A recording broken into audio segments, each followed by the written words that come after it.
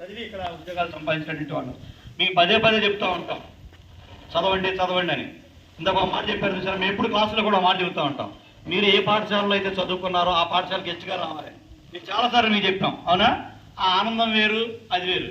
అది మేము చెప్తా ఉన్నది ఇప్పటివరకు మాకైతే ఆ థాట్ రాలేదు. ఇప్పుడు ఆయన చెప్తుంటే నాకు గుర్తొచ్చింది. సర్పంచ్ గారు చెప్తా ఉంటే ఆయన చదువుకున్న పాఠశాలకి, చిన్న పాఠశాల పెద్ద పాఠశాల, చిన్నబడి పెద్దబడి అనేవాళ్ళం పూర్వమా, ఈ హై స్కూల్కి దీనికి కూడా ఆయన గెస్ట్గా రావడం అనేది నిజంగా అది మనం సాధించిన ప్రకటన.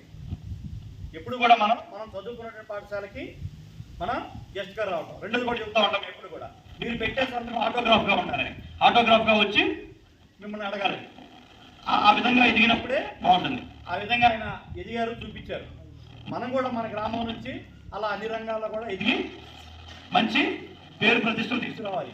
అదేవిధంగా నిన్న రాష్ట్ర స్థాయిలో గుడివాడలో ఒక వాలీబాల్ పోటీలు సెలక్షన్ జరిగాయి సార్. వాలీబాల్ పోటీలు సెలక్షన్ జరిగితే మొత్తం మన టీంలో 11 మంది ఉంటారు. స్టేట్లో ఆడాలి. స్టేట్లో ఆడటానికి కావాల్సిన ఆ 11 మందిలో 9 మన పాఠశాల నుంచి ఎంపికయ్యారు.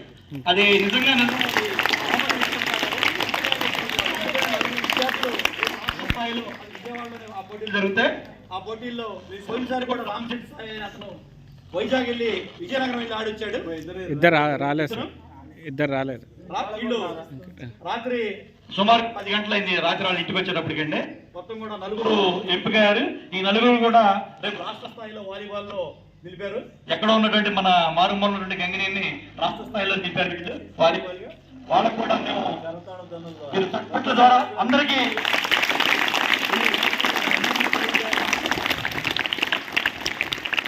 నిజంగా మనకి చదువులోనే కాదు అన్ని రంగాల్లో కూడా మన అభివృద్ధి అనేది సాధించాలి, చూపించాలి.